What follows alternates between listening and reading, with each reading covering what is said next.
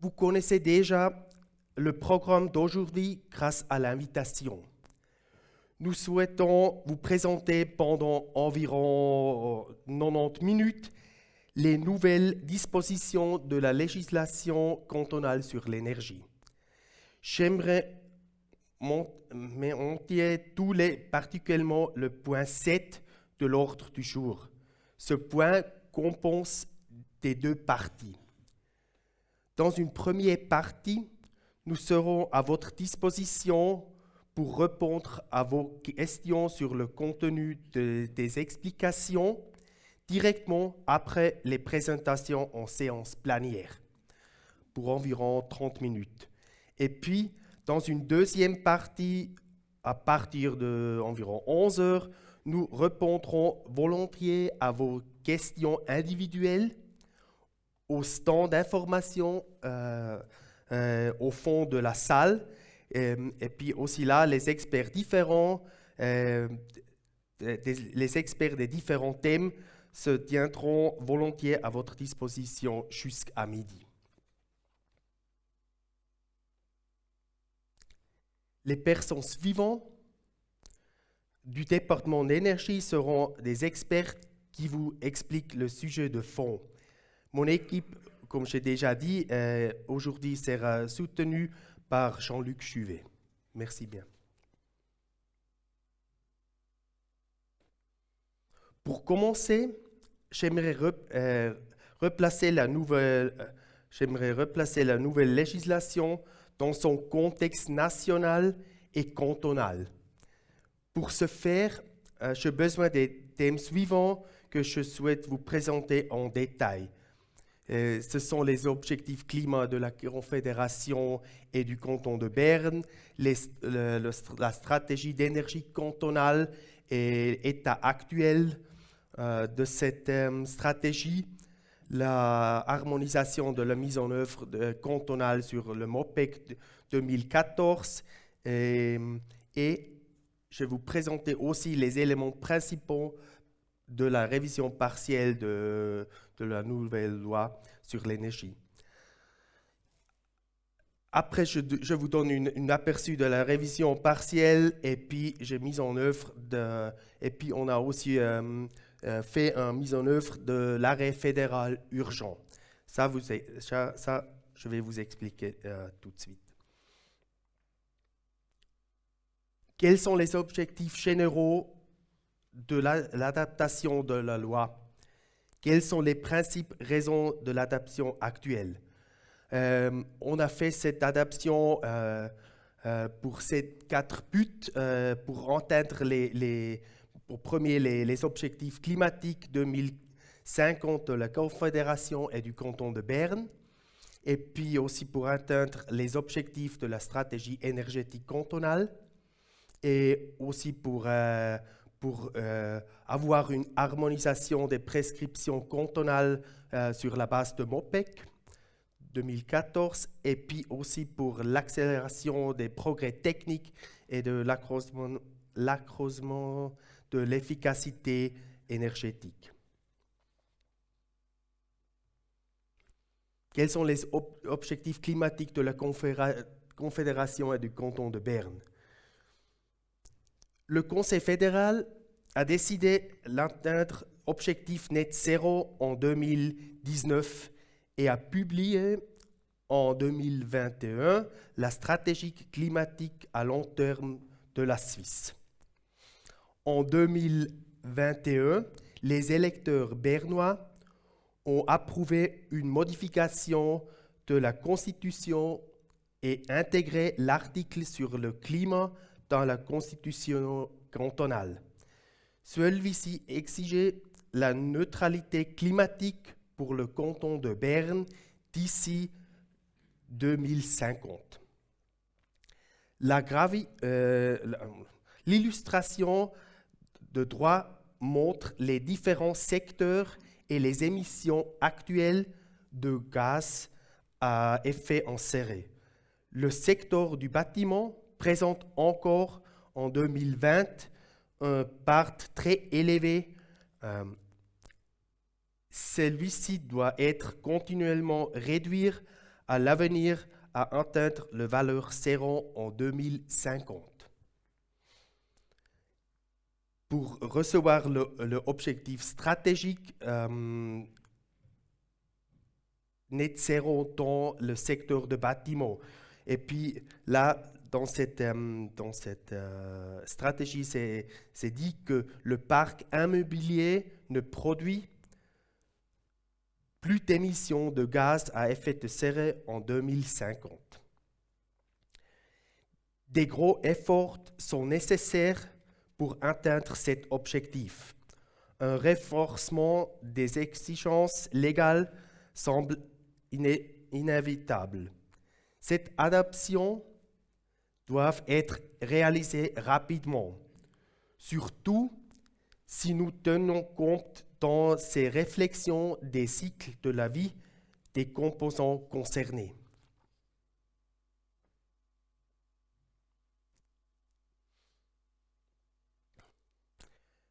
De manière générale, la mise en œuvre de la stratégie énergétique du canton de Berne ne suit pas plus en partiellement son cours. Les résultats dans les domaines de la chaleur sont insuffisants. Que pour le secteur utilisation de l'énergie dans les bâtiments et la tendance production de chaleur et énergie renouvelable, que pour le secteur utilisation, et la tendance reste négative. Les mesures les plus efficaces ne peuvent pas être mises en œuvre du fait du rejet de la révision de la loi sur l'énergie en 2019. Dans ce domaine, des nouvelles mesures efficaces doivent être prises afin de parvenir à inverser la tendance. L'évolution dans les domaines de la mobilité, ici à la deuxième place, et quand elle est réjouissante. Un développement rapide du marché offrant davantage de propulsion alternative se profile. La production électrique à partir des énergies renouvelables en stage. La tendance pourrait également devenir négative suite au rejet de la modification de la loi sur l'énergie en 2019. Les conditions générales doivent également être améliorées et de nouveaux instruments doivent être introduits. Le développement de la coordination entre l'utilisation de l'énergie et de l'arrangement du territoire au moyen des plans directeurs communaux est toujours en bonne voie.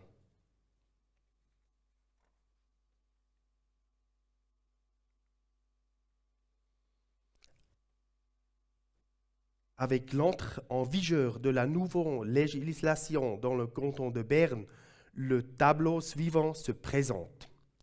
Le canton de Berne passe du statut rouge au statut vert. La mise en œuvre harmonisée des directives est largement reprise dans le canton de Berne.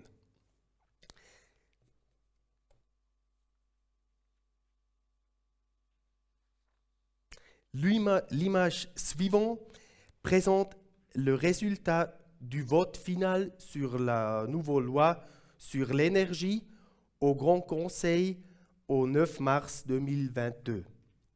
Le résultat met en évidence la large consensus politique en faveur de l'adaptation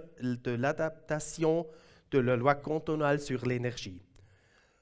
Ma personnelle conclusion est une adaptation de la loi dans sa forme actuelle est souhaite et non consistée.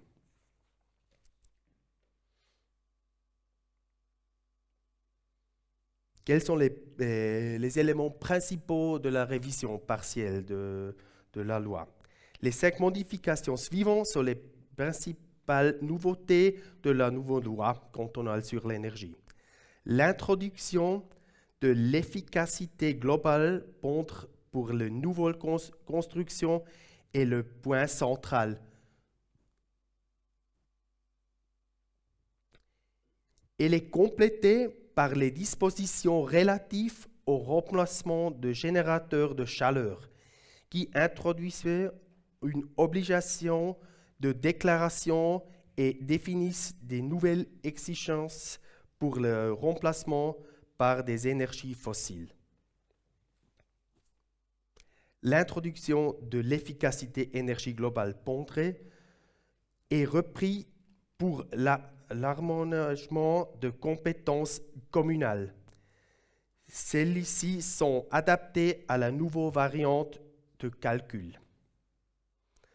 Dans le domaine de l'infrastructure de recharger pour électromobilité, des dispositions sont introduites par la première fois pour le nouveau bâtiment. Et pour finir, les nouvelles dispositions de la loi nationale sur l'énergie sont également transposées dans l'ordonnance cantonale sur la législation d'énergie. Ces 5 éléments principaux vous seront présentés en détail au cours de la prochaine heure.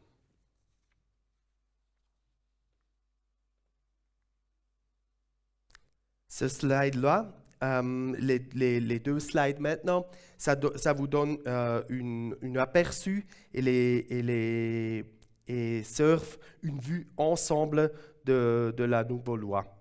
Elle montre comment cette slide-là montre comment le nouveau loi est mise en œuvre dans le canton de Berne. Et ce slide-là, c'est aussi qu'un aperçu montre les autres modifications ont influé la nouvelle législation.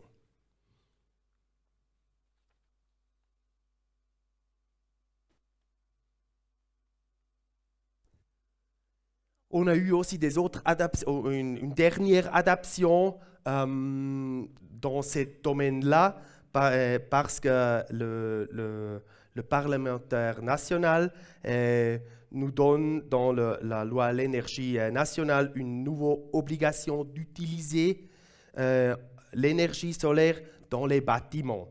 C'est décidé c'est décidé en septembre et ça commence, c'est constitué, entre en vigueur le 1er août 2022. Et puis nous avons intégré ça dans l'ordonnance cantonale. Cette obligation d'utiliser l'énergie solaire. Pour montrer comment ça se passe, ça explique aux nouveaux constructions, surface déterminant de construction plus de 300 mètres carrés, exige un minimum de 10% de la surface déterminant de construction doivent être équipées par utilisation d'énergie solaire. Ça veut dire thermique ou électrique. On a aussi créé une possibilité pour des dérogations en cas de disproportion économique.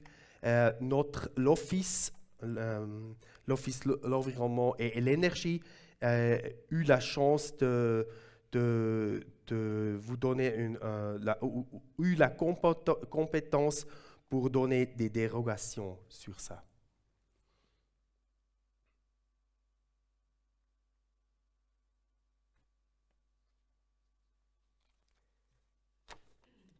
On a fini l'introduction et puis maintenant on vous explique le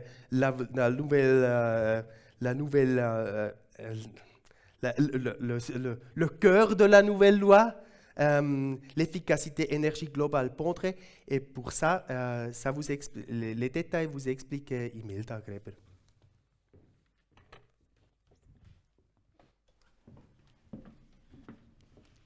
Merci bien, Christian. Bien bonjour de mon part.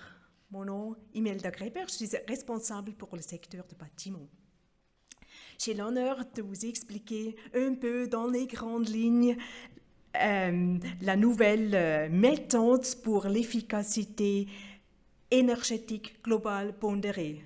Un petit casse-langue pour moi, mais je crois pour vous, c'est sans problème. Vous avez entendu, c'est uniquement pour les nouveaux bâtiments, c'est bien clair.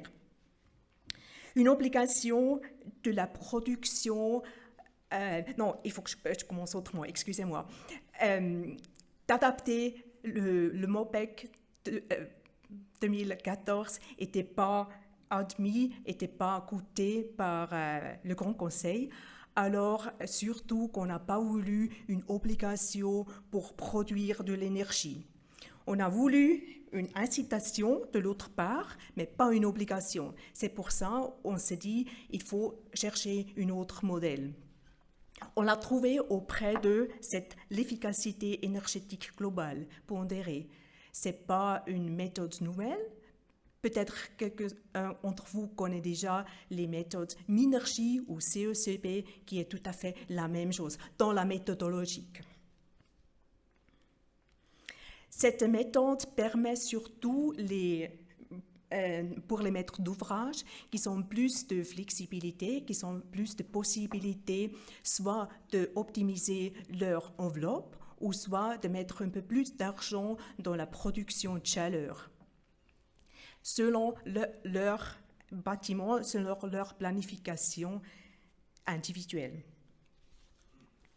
Dans ma présentation, comme je vous annonçais, je ne vais pas aller dans les détails, mais plutôt vous expliquer les principes.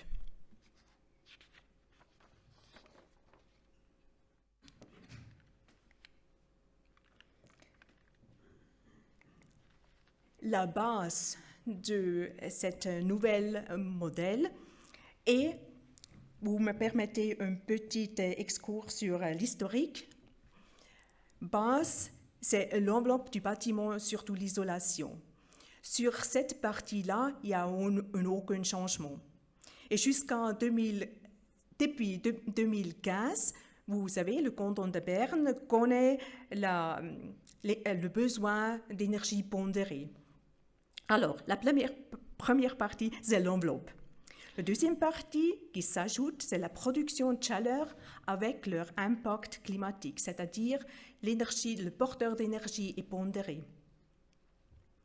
Ensuite, c'est un élément à part que Mouken 2014 le connaît, c'est ces 10 000 watts mètres carrés de photovoltaïque. Et maintenant, la nouvelle méthodologie, à partir de l'année prochaine, c'est un bilan global, c'est-à-dire l'enveloppe, comme déjà mentionné, l'enveloppe du bâtiment sera tout à fait dans le même calcul, les mêmes limites valeurs légales, et puis en plus la production de chaleur, ça reste aussi tout à fait la même chose. Et puis maintenant, ça vient nouveau, c'est les besoins d'électricité qu'on ajoute. Sur cette somme-là, on diminue, on soustrait la production propre d'énergie. Ça, c'est le bilan global pour l'efficacité énergétique globale pondérée. Par exemple, pour un bâtiment d'habitation, c'est composé ainsi. Vous connaissez bien le besoin énergie pondérée. À la base, les besoins pour le chauffage, la ventilation, l'électricité pour la ventilation, si jamais il y a une ventilation, évidemment, pour l'eau chaude, et puis, évidemment, pour la climatisation. Les valeurs de 35 kWh par mètre carré pondéré, c'est la valeur limite légale d'aujourd'hui pour les bâtiments d'habitation. Alors, pour les bâtiments d'habitation, ensuite, on ajoute, comme déjà mentionné, les besoins d'énergie, les besoins d'électricité. Alors, d'une part, c'est les appareils ou la technique spéciale du bâtiment, c'est-à-dire la sécurité ou autre, et puis l'éclairage. Pour les bâtiments d'habitation, c'est un peu spécial. on a adapté ce modèle à Minergie, peut-être vous connaissez le modèle de Minergie, qui prend ensemble, qui regroupe ces besoins d'électricité pour un modèle d'électricité résidentielle. C'est-à-dire, cet modèle dépend très facilement le nombre des appartements et puis la grandeur des appartements. Besoin normalisé pondéré, la somme.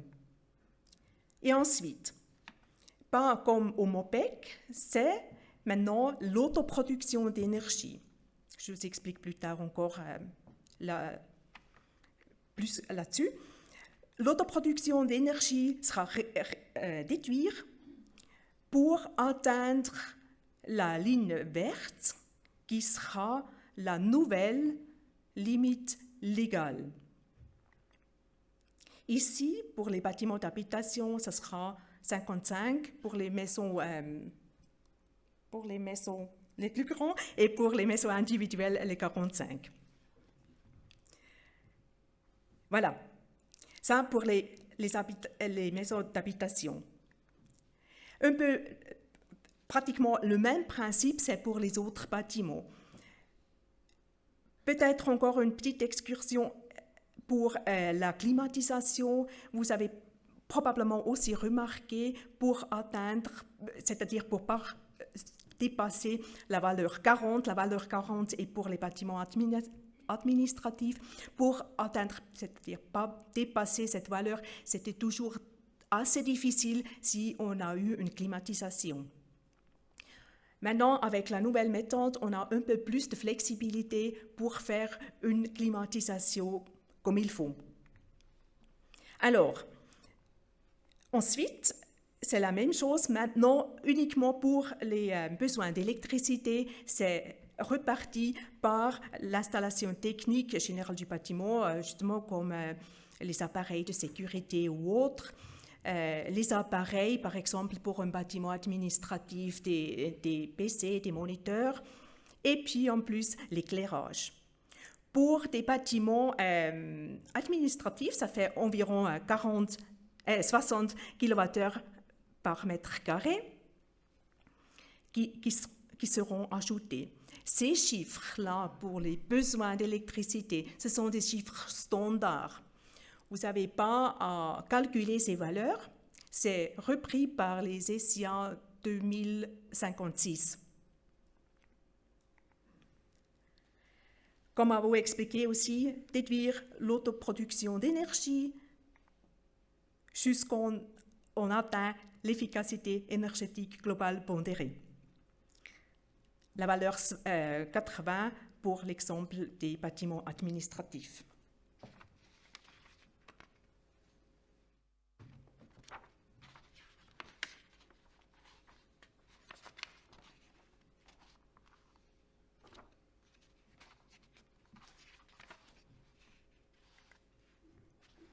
Voilà, on a des valeurs limites qui resteront les mêmes, mais il y en aura des autres qui vont changer.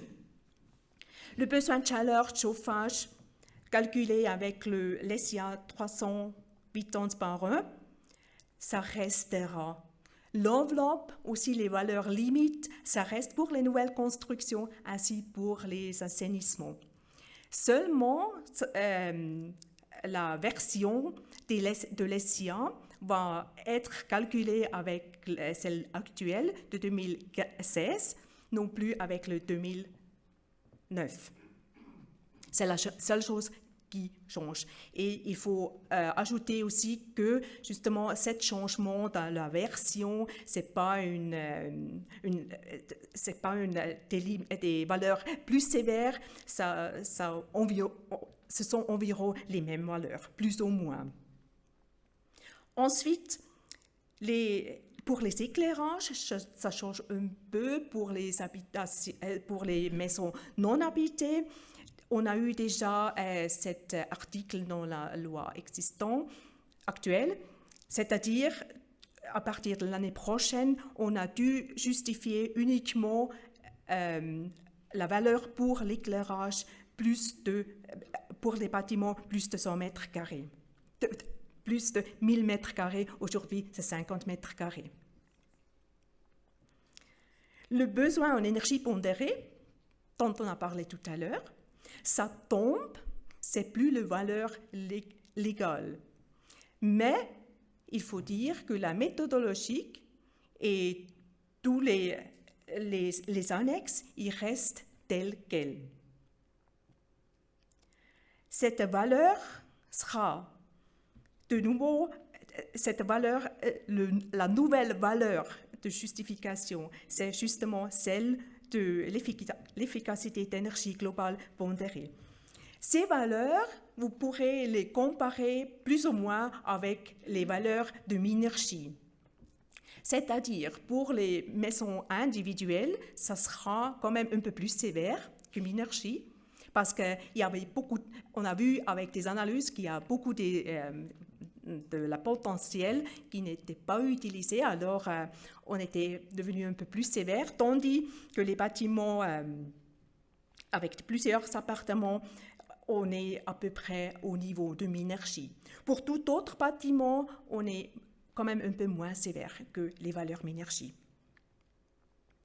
Et le dernier, c'est les combinaisons de la solution standard. Vous les connaissez bien pour les bâtiments habitation. On a eu cette simple justification avec ces standards. C'était beaucoup aimé, c'était une justification très facile à faire, mais malheureusement, c'est plus valable à partir de l'année prochaine parce qu'on aurait dû évidemment mettre une valeur fixe pour le photovoltaïque et justement, comme j'ai déjà mentionné, c'était pas goûté. Alors, cette justification avec la combinaison des solutions standards, ça tombe. Vous vous rappelez cette part vers l'autoproduction d'énergie. Ce n'est pas uniquement l'électricité, c'est surtout de l'énergie. Mais pour l'électricité, il y a des choses à remarquer. Par exemple, ce n'est pas uniquement la photovoltaïque qui est considérée, c'est aussi le thermique qui est considéré, ainsi l'électricité et l'éolienne. Couplage chaleur-force, même si c'est en combustible, c'est aussi possible de prendre en considération pour l'autoproduction. Ainsi, ce qui est un peu hors de ces possibilités, puisque les installations construites sur le site, ce n'est pas donné avec le regroupement pour l'autoconsommation. Mais justement, le regroupement pour l'autoconsommation, on peut aussi le considérer dans cette bilan global. Alors, on ne peut pas reprendre 100% de la production dans ce bilan global. C'est-à-dire, on peut uniquement, mais évidemment, peut-être c'est 100%, mais la calcul est comme ça qu'on peut prendre 100% d'autoconsommation, ainsi 40% de cette énergie qu'on injecte dans le réseau. Si jamais on demande plus que 20%, on réclame plus que 20% d'autoconsommation, il faut le justifier avec l'outil calcul PV Opti. C'est bien possible que vous avez une grande consommation, alors dans ce cas, ça vaut la peine de faire le calcul avec le PV Opti. Aussi, la production annuelle, généralement, c'est calculé avec 100 kWh par kWp. Si c'est plus sur le site, alors aussi, celle-ci, on peut le justifier avec des outils adéquats pour dire mon standard est beaucoup plus à 1000, plus que 1000 peut-être kilowattheures, et puis on peut mettre cette valeur dans le calcul. Comme je dis au début, ce n'est pas uniquement l'électricité pour l'autoconsommation, c'est aussi la chaleur, par exemple, justement pour le solaire thermique qu'on peut mettre dans le calcul. Mais ça, c'est comme déjà aujourd'hui mis dans le 101B qu'on puisse le mettre. Voilà. Celle-ci, c'est notre nouvelle formulaire. Ça ressemble beaucoup à EN 101B. Vous connaissez bien, peut-être, si vous travaillez avec. Mais on a quand même dû changer pour faire remarquer que c'est la nouvelle et unique formulaire à partir de l'année prochaine. Ça contient le drapeau de Berne. Et puis, avec ce bouton-là, drop-down, vous pourrez choisir, c'est-à-dire vous choisissez, pour faire une justification du canton de Berne, la loi bernoise sur l'énergie 2023. Avec cet outil, évidemment, il est possible aussi de faire une justification énergie, par exemple. Comme aussi dit, pour les besoins d'énergie propre, il fallait des autres justifications, par exemple le taux d'énergie électricité pour les ventilations ou le VPS, dès qu'on prend des autres valeurs que standard. Alors, ces justifications, il faut les mettre avant comme aujourd'hui.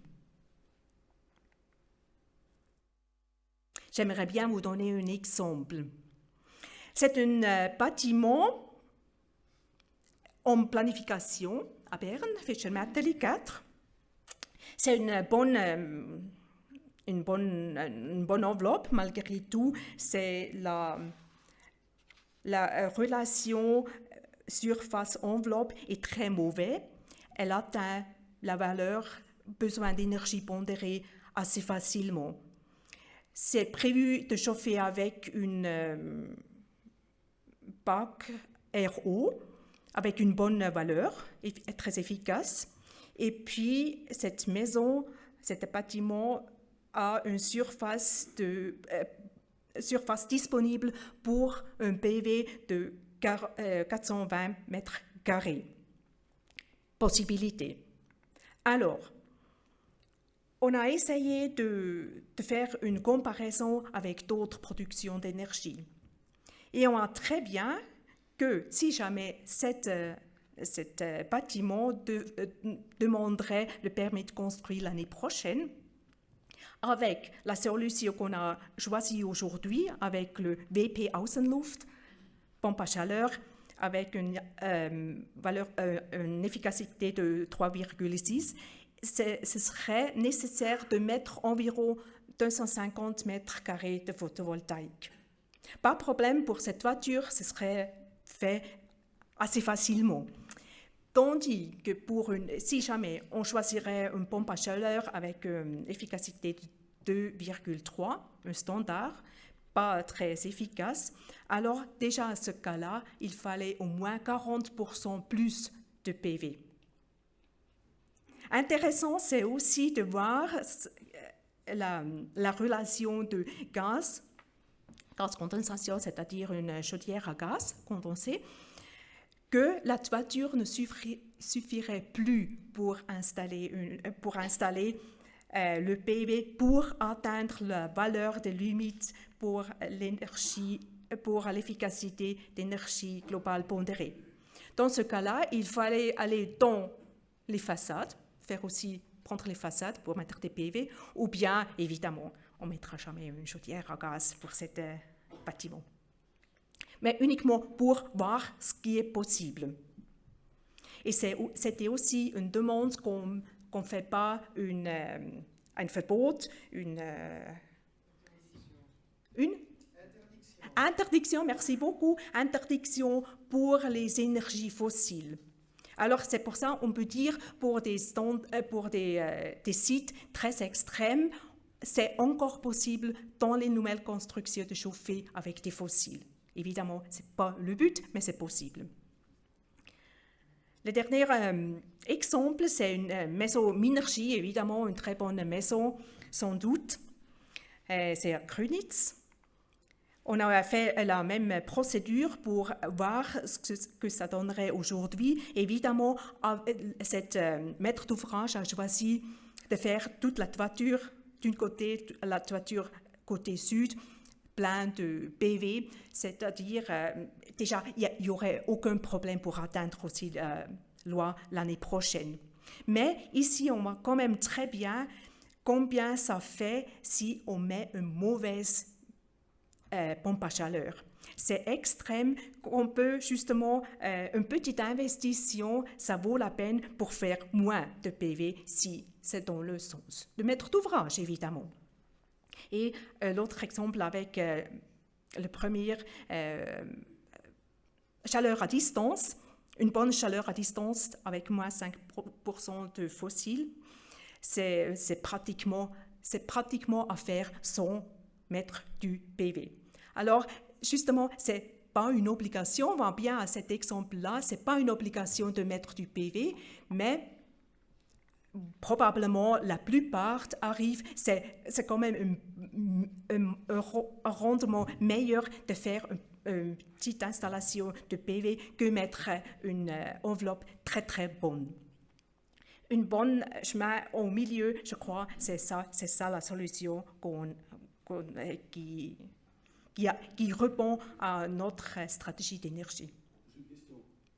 Vous dites que ce n'est pas une obligation, mais le chauffage à distance, il y aura quand même besoin de 18 mètres carrés de panneaux. Oui, bien sûr, à cet exemple. Non, je ne voudrais dire pas comme ça, ce n'est pas une obligation. À cet exemple-là, oui, il le faut, c'est clair, pour atteindre les valeurs, c'est clair. Mais si jamais on a encore un meilleur enveloppe, un meilleur bâtiment, une meilleure pompe à chaleur, ça existe aussi, des meilleures pompes à chaleur que ces 3,6, on est bien d'accord. Alors dans ce cas-là, ça pourrait tout à fait la possibilité de faire son PV. Mais je suis d'accord avec vous, probablement la plupart, c'est avec du PV. Merci beaucoup de votre attention pour ma première présentation. Je donne volontiers à Jean-Luc Juvet.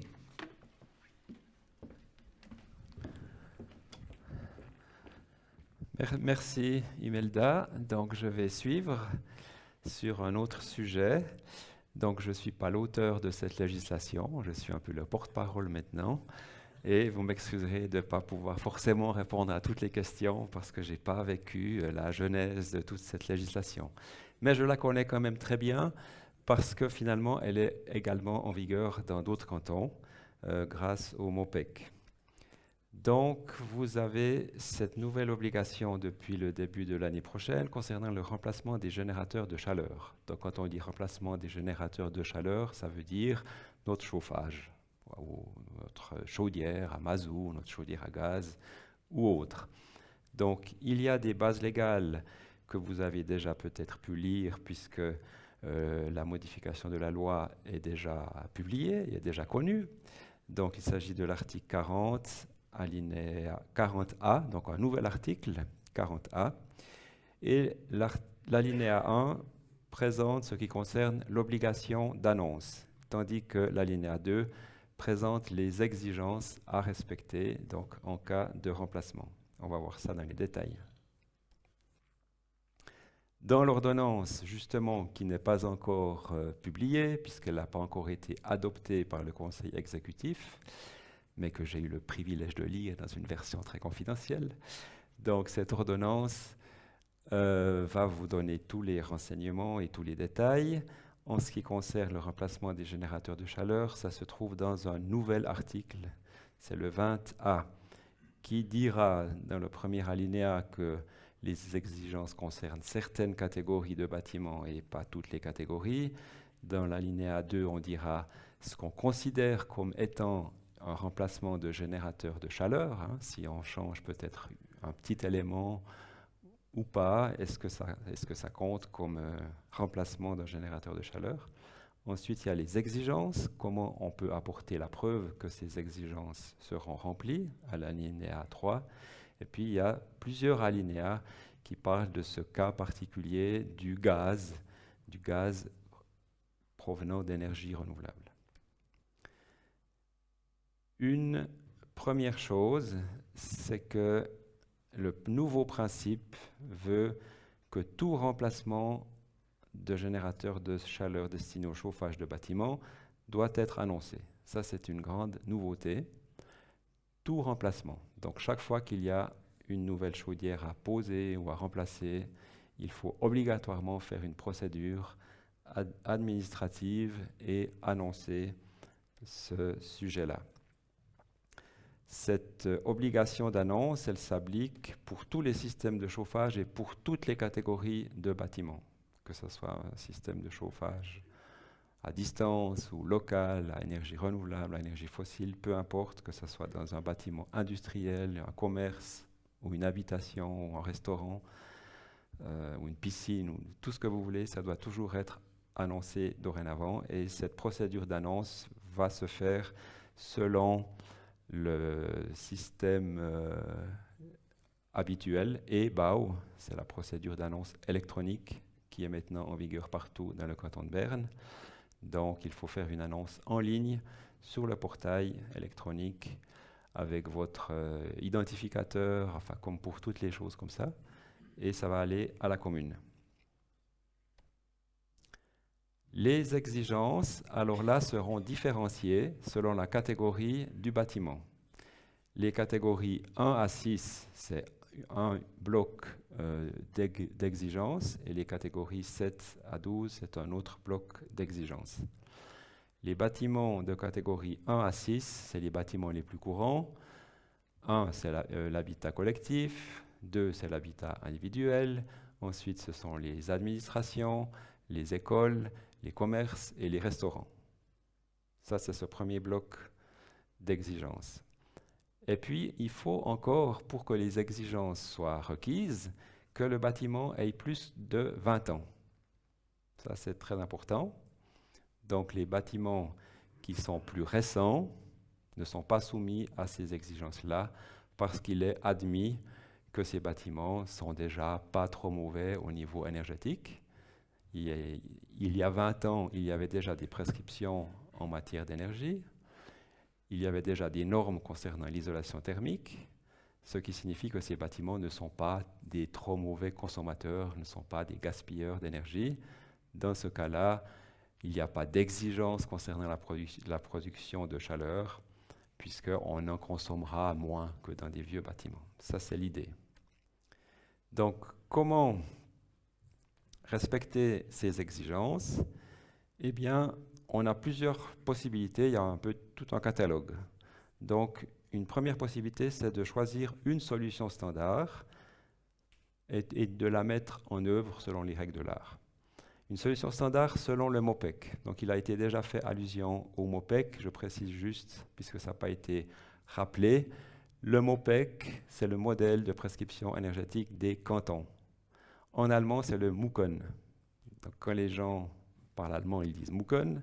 Quand on parle français, on dit MOPEC. Et c'est ce modèle. Donc, ce modèle, il a été, pour la dernière fois, mis à jour en 2014. C'est pour ça qu'on parle du MOPEC 2014. Et c'est un modèle qui est valable pour tous les cantons suisses, pour faciliter l'harmonisation intercantonale. Le but, c'est qu'on essaye de faire à peu près la même chose dans tous les cantons suisses. Et on a fait pour ça un modèle à l'intention des administrations et des gouvernements cantonaux. Quand une prescription du modèle peut être mise en œuvre dans un canton, alors elle est mise en œuvre. Si elle ne peut pas être mise en œuvre parce que le législatif n'a pas pu, ou il y a eu un référendum, où la loi n'a pas pu, pour des raisons politiques, être mise en service, eh bien, il n'y a pas cette prescription modèle. Mais alors, dans le domaine du remplacement des générateurs de chaleur, c'est maintenant introduit dans le canton de Berne et c'est inspiré de ce MOPEC, donc de ce modèle de prescription énergétique. On va s'y référer ici dans le canton de Berne et l'avantage, c'est que c'est la même chose dans d'autres cantons. Si une solution standard n'est pas choisie, si le maître d'ouvrage n'a pas envie de choisir une de ces solutions standards, il a une autre manière de satisfaire les exigences, c'est par rapport à la classe d'efficacité énergétique. Donc le CECB, le certificat énergétique cantonal des bâtiments, ou le GEAC en allemand, comme vous allez peut-être aussi entendre, eh bien, le CECB, s'il est à D, si la classe d'efficacité énergétique globale, donc la deuxième étiquette, elle est de D, ça veut dire au plein milieu du classement entre A et G, eh bien, ça veut dire que c'est déjà un assez bon bâtiment et qu'on peut considérer que les exigences sont satisfaites. Autre possibilité, le bâtiment a un label Minergie, est déjà labellisé Minergie. Ça peut être Minergie simple, Minergie P, Minergie A, c'est reconnu comme étant valable. Dernière possibilité par rapport à cette spécialité qui n'est pas du MOPEC, celle-là, c'est le gaz. Le nouveau producteur de chaleur, le nouveau générateur de chaleur, serait alimenté par du gaz, mais qui contient du gaz renouvelable. Et il faut que cette quantité de gaz renouvelable soit importante. On va encore aller dans les détails, plus que 50% que le produit standard. Donc ça doit être du gaz renouvelable, donc en d'autres mots, c'est du biogaz. Alors, voyons tout ceci aussi de manière graphique. Le remplacement est soumis à déclaration, ça c'est valable pour tous les bâtiments, toujours. Est-ce qu'on est dans une maison de catégorie 1 à 6, donc habitation, commerce, école, administration et les restaurants? Est-ce que cette maison a moins de 20 ans? Alors dans ce cas-là, enfin, si c'est oui, si elle a moins de 20 ans, alors exemptée, pas d'exigence. Donc on peut remettre n'importe quel système de chauffage, comme on a envie. Si on veut mettre du renouvelable, c'est évidemment la vision, c'est conseillé, c'est recommandé. Moi, je suis le conseiller en énergie, donc je vais toujours vous aiguiller sur le renouvelable. Mais si ce n'est pas possible pour une raison technique, ou bien si ce n'est pas souhaité simplement, eh bien, c'est aussi possible de remettre une chaudière à mazout ou à gaz. Donc, pas d'exigence. Si, après, la deuxième condition, c'est que est-ce que le CECB est de D ou mieux, donc C, B ou A, ou bien est-ce qu'il y a déjà un label Minergie pour ce bâtiment? Alors, si c'est le cas, eh bien, il n'y a pas d'exigence. Donc, vous pouvez aussi faire établir un CECB à titre préalable, à titre préventif, si vous voulez.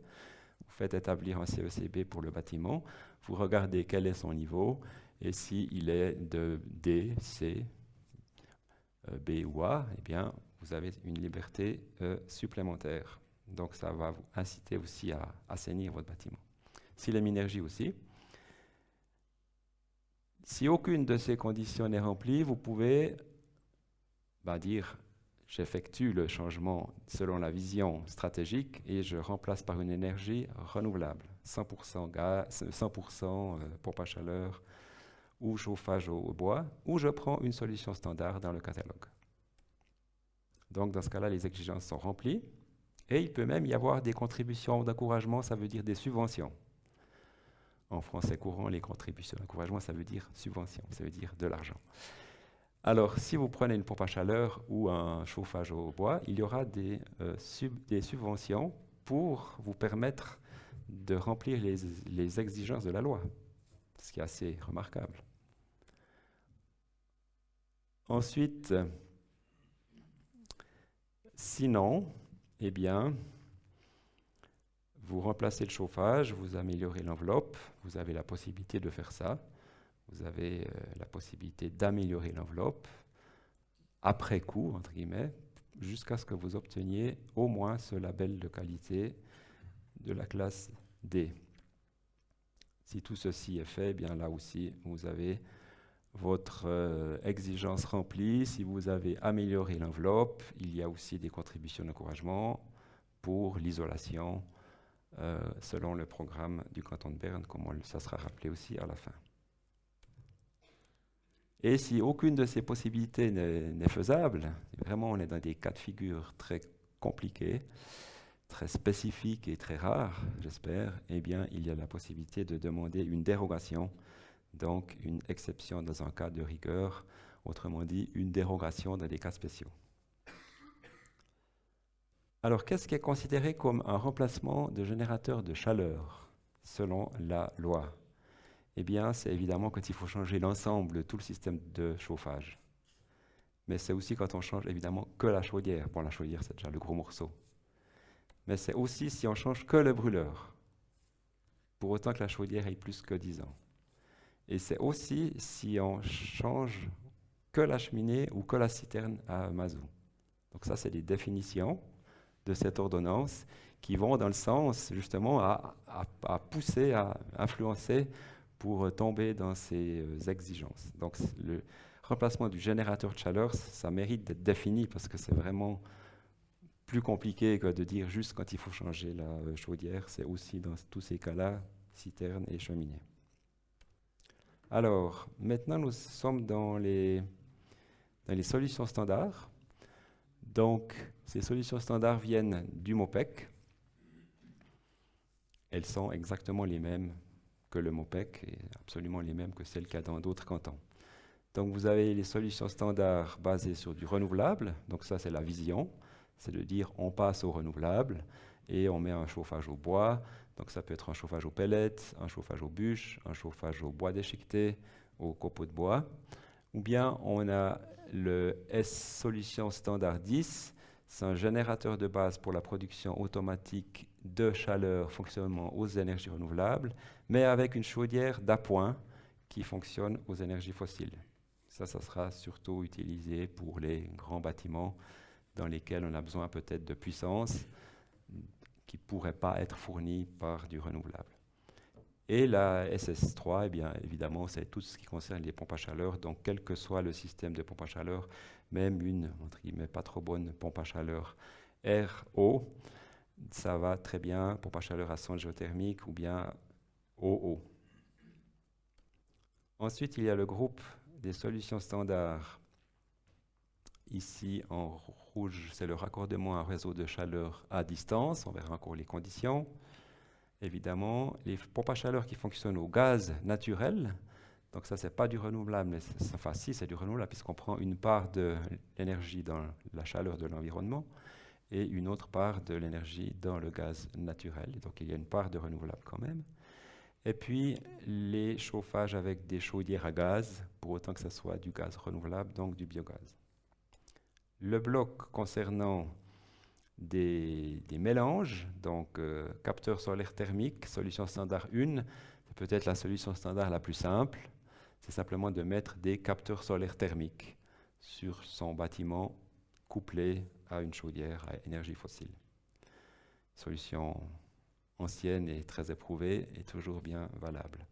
Le couplage chaleur-force, aussi même s'il est alimenté à 100% par une énergie fossile, vu son bon rendement.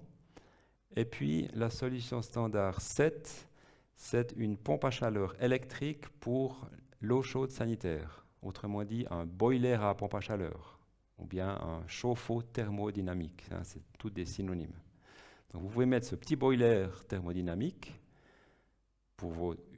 uniquement pour le chauffage de l'eau sanitaire, couplé à, par exemple, une chaudière à mazout. Mais il faut pour cela avoir une certaine partie de photovoltaïque. Donc, une installation photovoltaïque, comme on a entendu avant, PV, PV ça veut dire installation photovoltaïque. Alors là, il y a aussi une prescription, il faut mettre une certaine quantité de modules photovoltaïques qui alimentent la maison en général, et puis aussi donc ce boiler à pompe à chaleur. Le dernier bloc, c'est les travaux sur l'enveloppe, donc pour augmenter l'efficacité. Donc vous pouvez remplacer toutes les fenêtres, ça c'est une mesure standard. Vous pouvez isoler votre maison. Une solution standard, c'est toute la façade. Une autre solution standard, ça serait tout le toit. Et puis une autre solution standard, c'est l'isolation aussi contre les locaux non chauffés, l'isolation de la dalle sur sous-sol. Et puis c'est un peu faux quand j'ai dit toutes les façades parce qu'il y a une valeur minimale, vous verrez encore après. Donc une certaine quantité de surface d'isolation est requise. Pour vite le dire, c'est le 50% de la SRE. Et dernière solution, c'est une ventilation d'air contrôlé, donc une nouvelle installation d'aération douce avec récupération de chaleur qui serait installé, ça vaut aussi comme solution standard. Maintenant, ici, un petit rappel par rapport aux deux possibilités de remplir les exigences aussi. Donc, soit le CECB minimum D pour l'efficacité énergétique globale. L'efficacité sur l'enveloppe du bâtiment ne sera pas regardée dans ce cas-là. Ce sera uniquement l'efficacité énergétique globale. Et puis, autrement, soit le label Minergie, même le label Minergie de base, le simple, le classique, ou bien le P ou le A. Concernant le gaz, eh bien, il y a la possibilité de garder une chaudière à gaz, mais elle doit être alimentée par du gaz renouvelable dans une certaine proportion. Et cette proportion, c'est une part de 50% en plus du produit standard qui serait fourni par le livreur de gaz du lieu.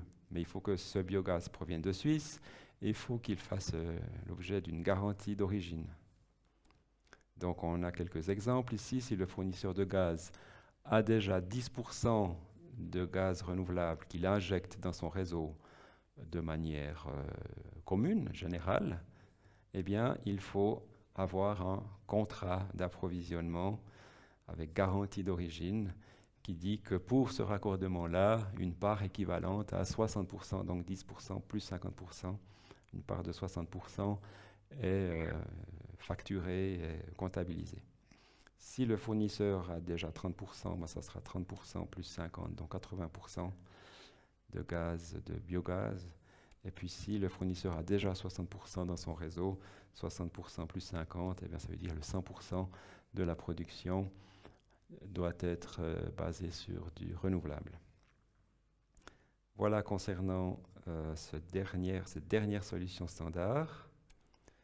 Maintenant, deux exemples rapidement. Si vous avez un bâtiment de catégorie 1, donc ça veut dire un habitat collectif âgé de 40 ans et chauffé au mazout, eh bien là, il peut par exemple trouver une solution où il garde du mazout, ce qui n'est pas la vision, ce qu'on ne souhaite pas, mais évidemment, ça serait aussi possible, avec la solution standard 1, qui est donc du solaire thermique. Dans un autre cas, eh bien, c'est un bâtiment qui est plus ancien, et puis il a décidé de mettre une pompe à chaleur, donc cette exigence est évidemment satisfaite. Donc si on regarde en détail, dans le premier exemple, est-ce qu'on est dans la catégorie 1 à 6 ? Ben oui, puisque c'est un bâtiment de la catégorie 1, habitation collective. Est-ce que le bâtiment a plus que 20 ans ? Eh bien oui, puisqu'il a 40 ans. Est-ce qu'on désire mettre un agent énergétique fossile ? Eh bien oui, puisqu'on désire mettre un nouveau chauffage au mazout. Donc malheureusement, c'est un désir qui est légitime quand même. Et puis, est-ce qu'il y a déjà un certificat Minergie ? Eh bien non. Est-ce que le bâtiment a déjà la classe D du CECB ? Non. Donc, on doit mettre en œuvre une solution standard 1 à 11 ou 1 à 12.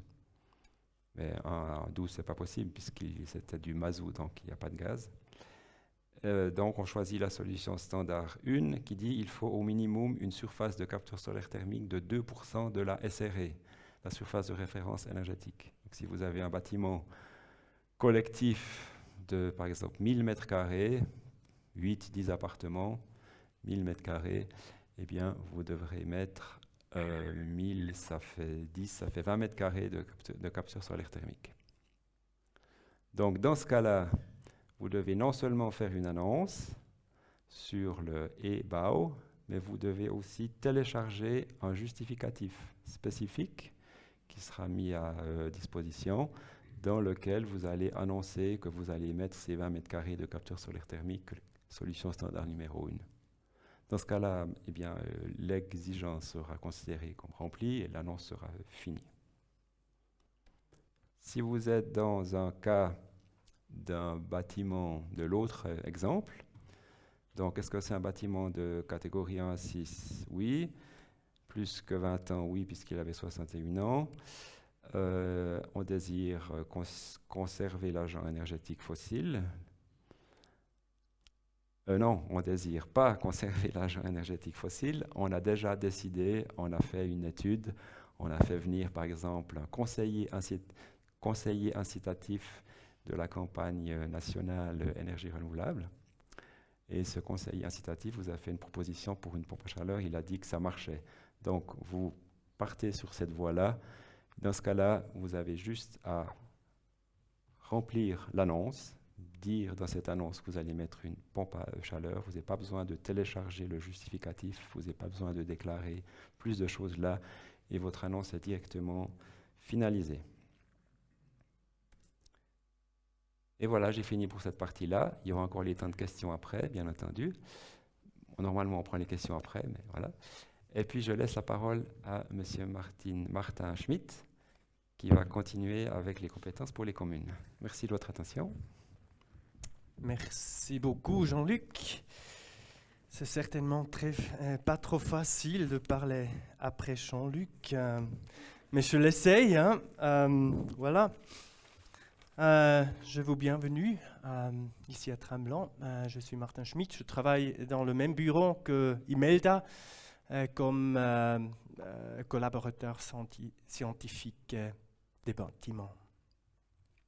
Mon sujet, c'est les compétences des communes pour les prescriptions énergétiques communales. Et en général, ici, c'est-à-dire qu'il y a eu et il y a en futur des communes pour lesquelles les prescriptions énergétiques cantonales ne vont pas assez loin et qui souhaitent qu'il est possible d'édicter des prescriptions énergétiques plus strictes sur leur territoire communal. Et alors la révision, la modulation de la loi cantonale sur l'énergie leur déjà donné et leur donne aussi en futur certaines compétences pour le faire dans la réglementation fondamentale en matière de construction ou dans les plans de quartier. Et voilà, je vais vous montrer ou expliquer certaines adaptations dans les dispositifs suivants. Je vais expliquer quelque chose à l'adaptation à la nouvelle méthode de calcul sur la notation énergique globale Pondoré. Et puis, je vais dire quelque chose concernant la précision, concernant l'obligation d'accordement.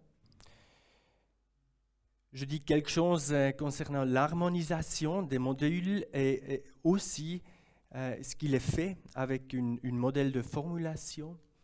Et à la fin, je fais une petite digression sur un dispositif concernant l'objectif climatique dans le plan directeur communal de l'énergie.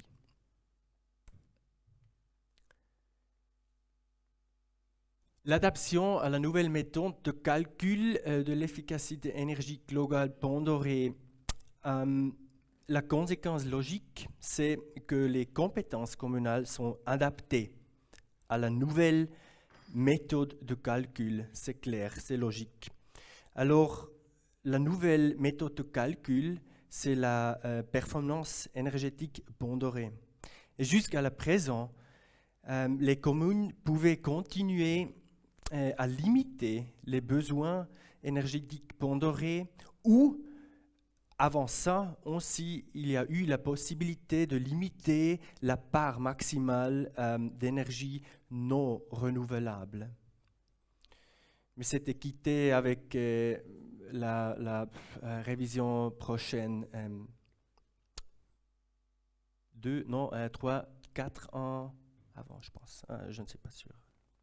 Alors, de nouveau, les communes pourront renforcer l'efficacité énergétique globale Pondoré. Ça veut dire qu'ils peuvent, s'ils veulent, également fixer une valeur limitée commune pour les sites, pour des quartiers. Cela permet de considérer la performance énergétique globale pondérée de l'ensemble du lotissement, comme ici. Par exemple, ça c'est à Worblaufen, près de Berne. Et c'est aussi possible avec ça de compenser des bâtiments individuels moins efficaces avec des bâtiments individuels très efficaces sur le plan d'énergie.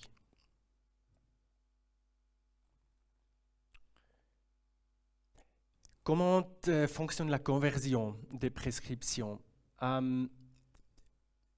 Vous voyez ici, on a eu des anciennes valeurs limitées réduites et on peut dire, ils sont convertis comme identiquement. Ça veut dire, quand la commune a décidé une fois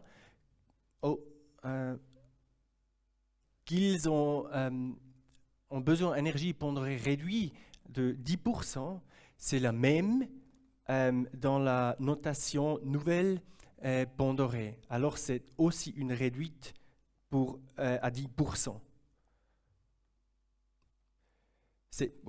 On peut dire c'est identiquement 10% avant 10% de nouveau. Et il y a eu des communes qui ont pris le part maximal d'énergie non renouvelable. Et ici aussi, on peut dire, OK, c'est identiquement le valeur limite cantonale nouveau d'énergie pondérée.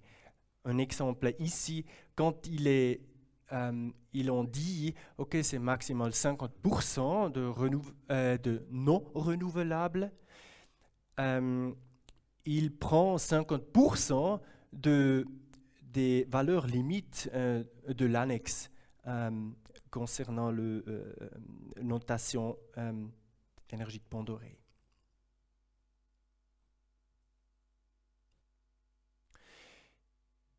La disposition ici, précision concernant l'obligation de raccordement et d'utilisation d'un agent énergétique renouvelable déterminé. Il y a quelques années que le tribunal administratif du canton de Berne a conclu, parce qu'il y a un cas, il a conclu que la formulation actuelle dans notre loi cantonale actuellement, il n'est pas autorisé les communes à imposer une obligation de raccordement lors du remplacement de chauffage. On a voulu ça, mais le tribunal administratif a dit non, c'est pas possible, ça c'est la loi dit quelque chose d'autre. Alors on a décidé de corriger ça. Et dans loi cantonale révisée, c'était corrigé maintenant. Ça veut dire, avec la révision, les bâtiments existants peuvent également être obligés de se raccorder en cas de remplacement des éléments, ou le système, tout le système, ou des éléments de la système de chauffage, ou aussi, c'est très important, c'est le point 2, je vais expliquer ça, qui est un part de la production d'eau chaude. Oui, voilà. Alors, ça veut dire, encore une fois, les points ici. Quand on a décidé maintenant de définir, quand les parties essentielles sont changées, ça veut dire la chaudière, le brûleur, la citerne à mazout et la cheminée. La commune a la possibilité de faire une obligation raccordement pour de chauffage à distance.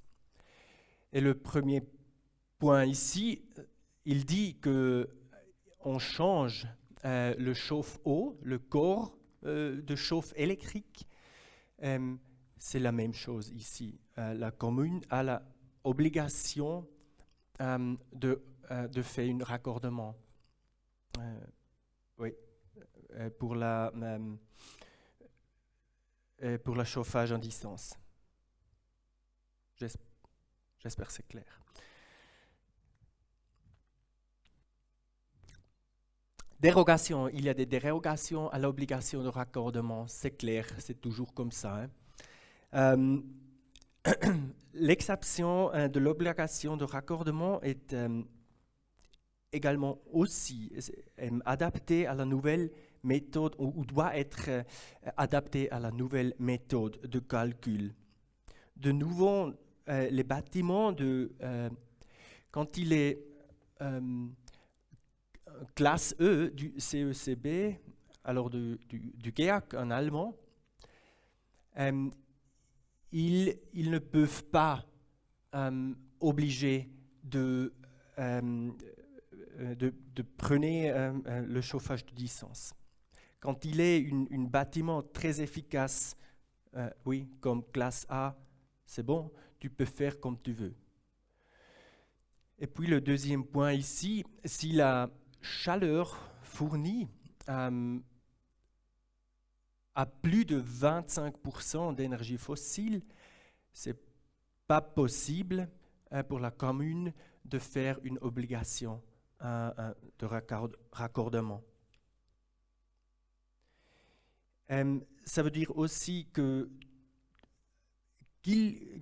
quand la commune veut faire une obligation, les chauffages à distance doivent être le facteur 0,4 toujours. Ou si ce n'est pas possible, ils ne peuvent pas faire une obligation, les communes. Concernant l'harmonisation des prescriptions énergétiques communales, le Grand Conseil de canton du Berne a voulu harmoniser les prescriptions.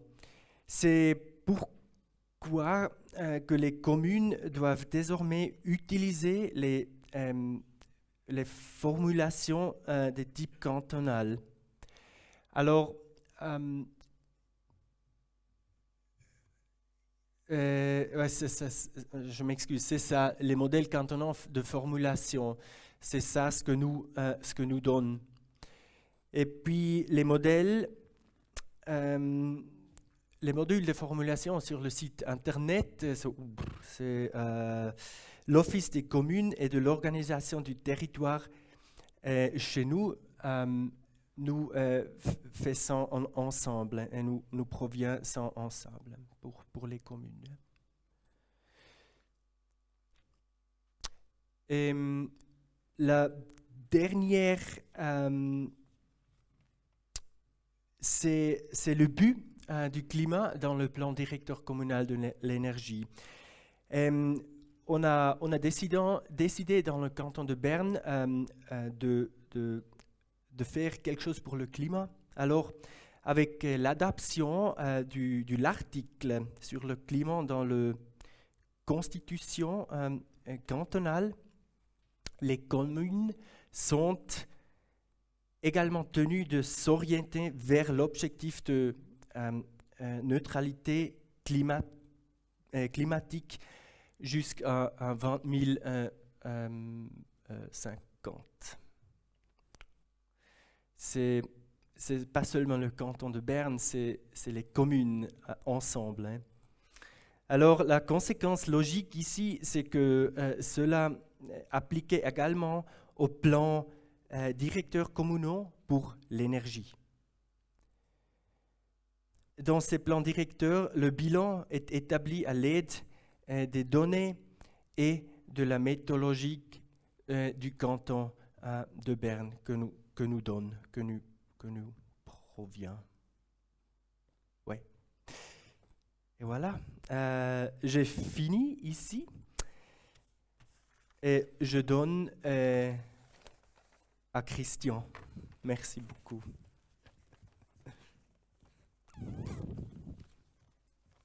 Merci bien, Martin. Les autres thèmes de la loi cantonale, on a deux parts. Je fais la première part de l'infrastructure de recherche pour les véhicules. La deuxième part, c'est Imelda Kleber qui vous présente les modifications des exigences minimales concernant les sujets là. Je commence tout de suite avec l'infrastructure de rechargement. Les prescriptions pour les places de stationnement dans les nouvelles constructions. On a l'électromobilité, si j'arrive à dire ça, au centre. Et on a eu des objectifs politiques de la part de la stratégie énergétique 2050 de la Confédération, et puis aussi de la stratégie énergétique de canton de Berne, et puis aussi des déclarations de planification concernant la stratégie énergétique de le Grand Conseil du canton de Berne sur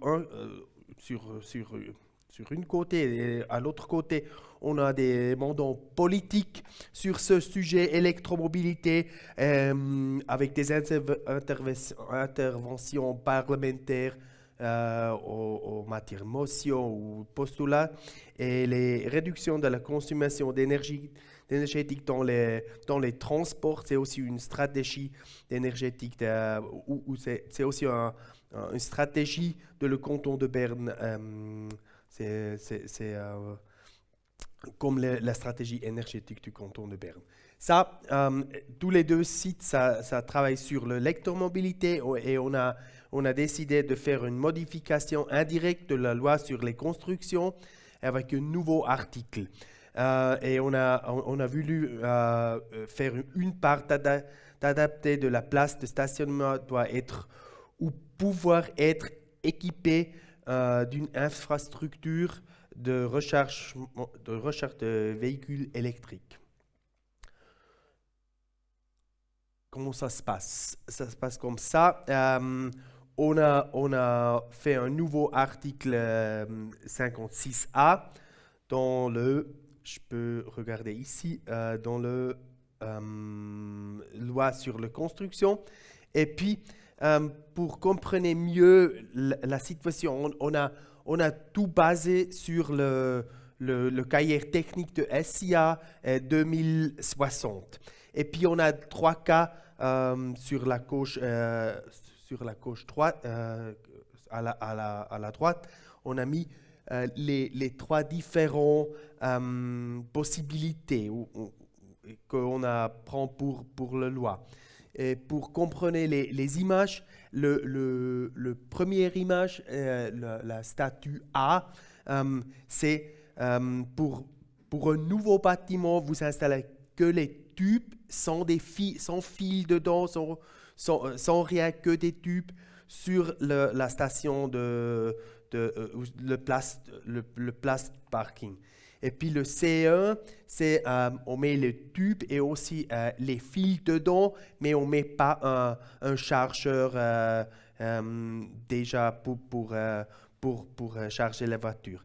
Et le D, c'est vraiment une installation avec tous, prépare pour recharger des bâtiments. Et des voitures, excusez-moi.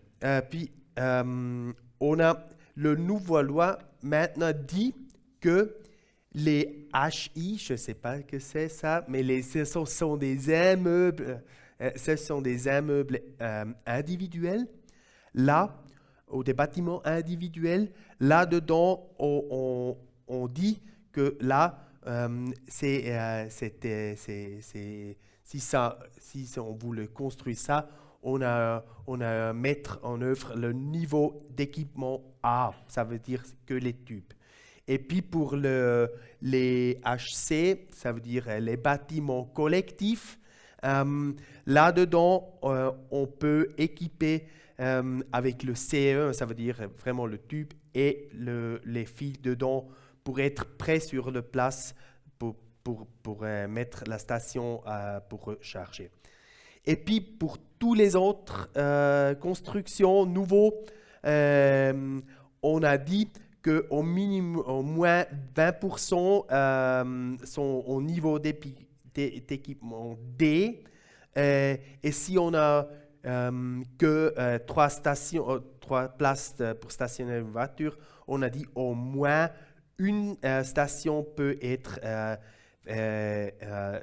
prêt pour charger et le reste, on doit équiper dans le statut de D, ça veut dire on peut mettre les fils dedans pour être prêt pour recharger les voitures.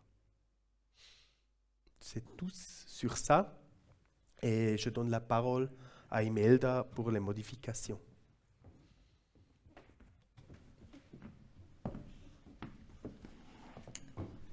À part de ces thèmes principaux, il y a encore des autres petites modifications, pas moins importantes évidemment. La première, je vous ai déjà parlé, il y a juste la modification d'édition de l'ESIA 380/1 pour calculer l'énergie pour le chauffage. La deuxième, c'est bien une petite...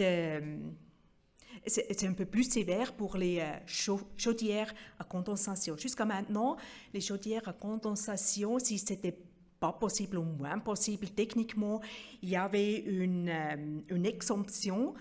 Mais aujourd'hui, on sait bien que pratiquement, à tous les cas, c'est possible d'utiliser la condensation.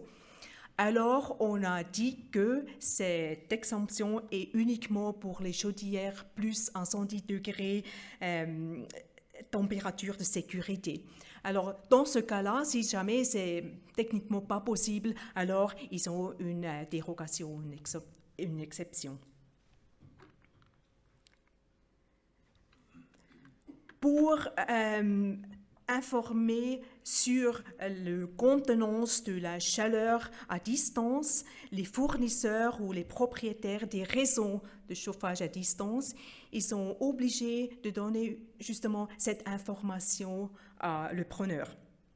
On a bien entendu que c'est important pour, par exemple, si on a l'obligation de raccorder à un chauffage à distance, si c'est plus que 25% de fossiles, alors on ne peut pas faire une obligation. Ou bien pour les nouvelles constructions, c'est très important aussi de savoir quelle quantité de mazout ou de fossiles un chauffage à distance contient.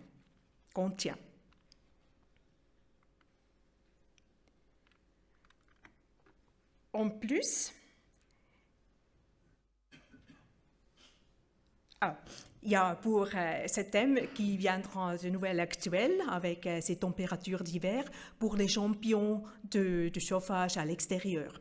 On a bien déjà aujourd'hui une dérogation pour les champions si c'est dans le sein de restauration, c'est-à-dire pour les restaurants qui aimeraient chauffer leur terrasse avec du mazout ou électricité, c'était toujours possible jusqu'à maintenant. Mais à partir de l'année prochaine, on demande quand même de justifier si ce n'est pas un système qui est possible avec du renouvelable, par exemple du pellet, du granulé de bois. Il y en a bien des modèles qui sont sur le marché, assez bon marché aussi. Si on ne peut pas prouver que c'est possible, alors c'est interdit de chauffer avec du mazout ou électricité.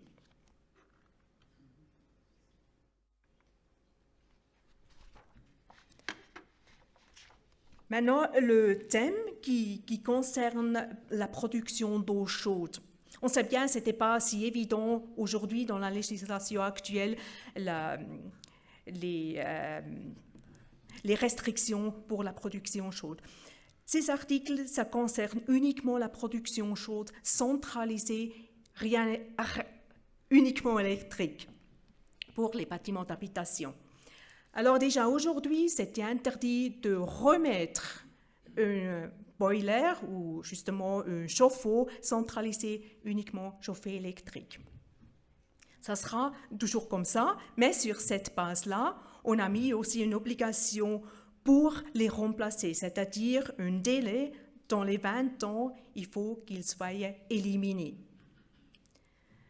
Cette élimination, il y a aussi une dérogation, évidemment, pour les petits boilers à maximal de 100 litres, ou bien si cette boiler existant sera alimentée avec au moins 50% l'électricité de propre photovoltaïque. C'est possible, mais important, le boiler ne sera pas changé. Si cette boiler centralisée à 100% l'électricité sera changée, alors comme aujourd'hui on a ces deux possibilités, soit on le chauffe avec le chaudière pour la maison, ou bien on met au moins 50% d'énergie renouvelable ou de chaleur de rejet. Mais ces 50% sont avec le photovoltaïque. Ça ne marche pas. Dans ce cas-là, ce n'est pas admis, ce n'est pas considéré comme énergie renouvelable le photovoltaïque, l'électricité de la photovoltaïque. Mais évidemment, les premiers 50%, voilà, avec du thermique ou du bois ou une pompe à chaleur, et les autres 50%, évidemment, on est libre. Ce qu'on met, c'est comme accumulateur pour le photovoltaïque ou bien justement avec d'autres électricités. Concernant le froid, vous savez bien, aujourd'hui, de plus en plus, c'est demandé de refroidir même les bâtiments d'habitation. Si c'est vraiment justifié, ou justement des autres bâtiments, dans les existants, aujourd'hui, c'était à partir de 12 watts par mètre carré. 112 watts par mètre carré, c'était bien admis. Il ne fallait pas plus de restrictions. Si c'était dépassé les 12 watts par mètre carré, il fallait justifier l'efficacité de la production. C'était aujourd'hui. À partir de l'année prochaine, ces deux exigences sont cumulées. Alors, c'est-à-dire, on est en dessous de 12 watts et on a une machine très efficace pour produire le froid. Alors, dans ce cas-là, c'est possible. Ou bien, à partir de l'année prochaine, on a une possibilité qui va un peu plus loin encore, qui dit que si c'est possible de produire toute l'électricité avec la propre photovoltaïque à moins de 50%, la totalité de l'électricité pour le froid, alors c'est une autre possibilité.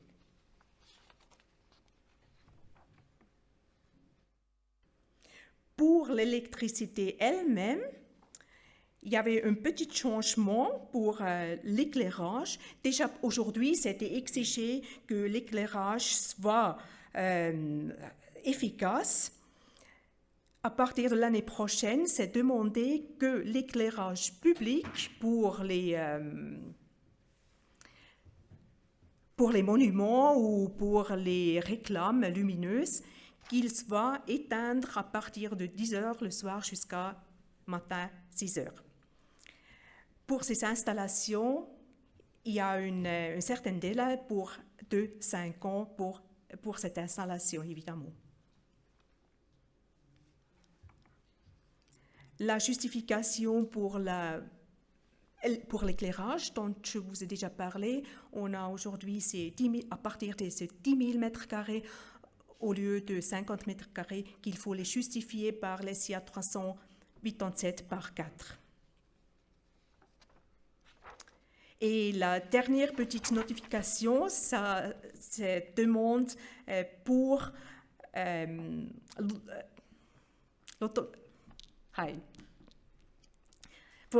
l'installation de domotique,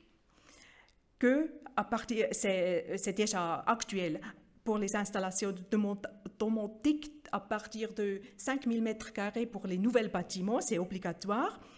Et on a simplement ajouté aussi une fonction qui saisit des heures de fonctionnement de l'éclairage.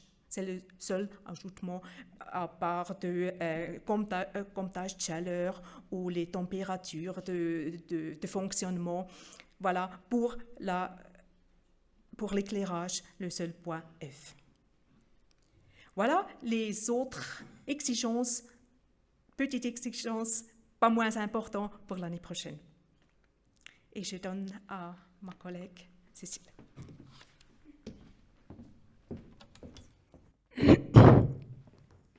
Merci. Bonjour aussi.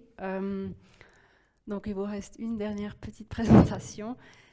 Comme dernier point, on va toucher un mot sur le programme cantonal d'encouragement pour l'efficacité énergétique, donc les subventions.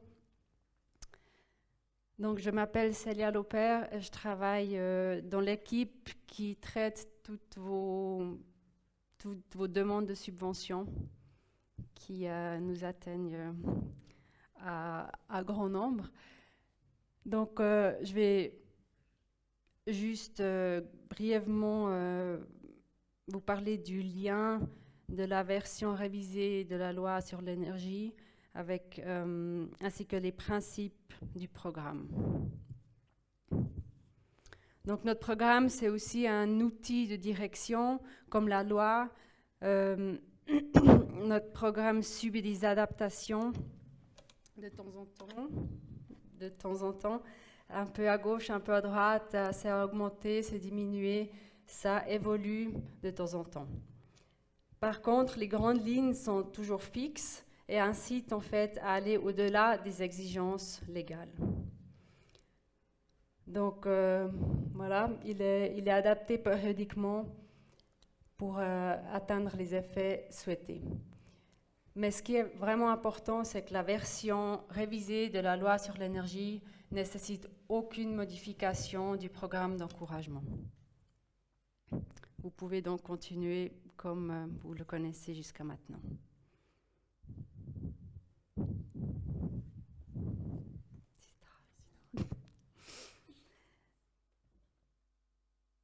Voilà, donc les principes, les demandes de subvention doivent absolument être faites avant le début des travaux.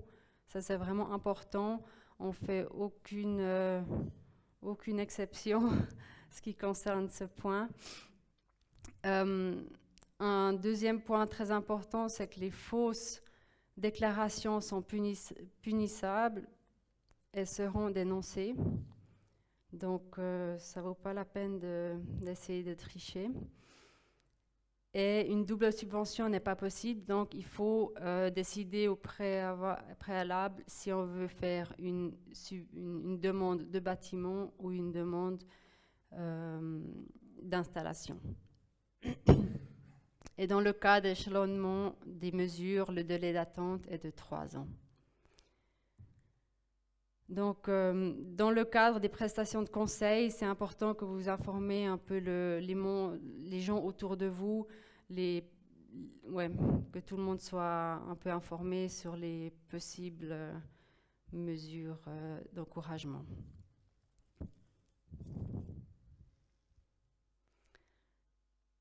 Concernant l'information et les contacts, donc sur Internet, sous ce lien que vous voyez affiché là, vous trouvez le guide où tout est noté.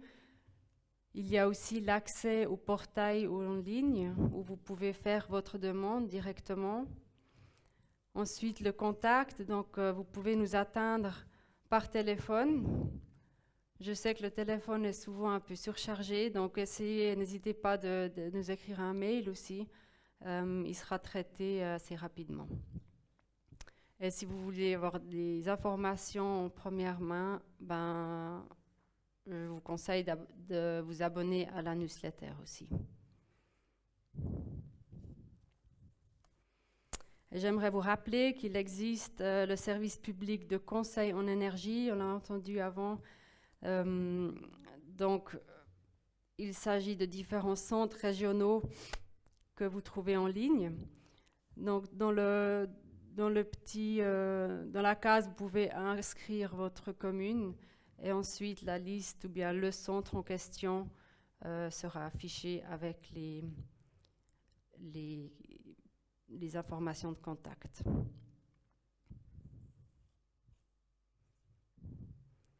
Donc c'est déjà tout de mon côté. Merci beaucoup pour votre attention. C'était la dernière partie. La prochaine partie, c'est vos questions.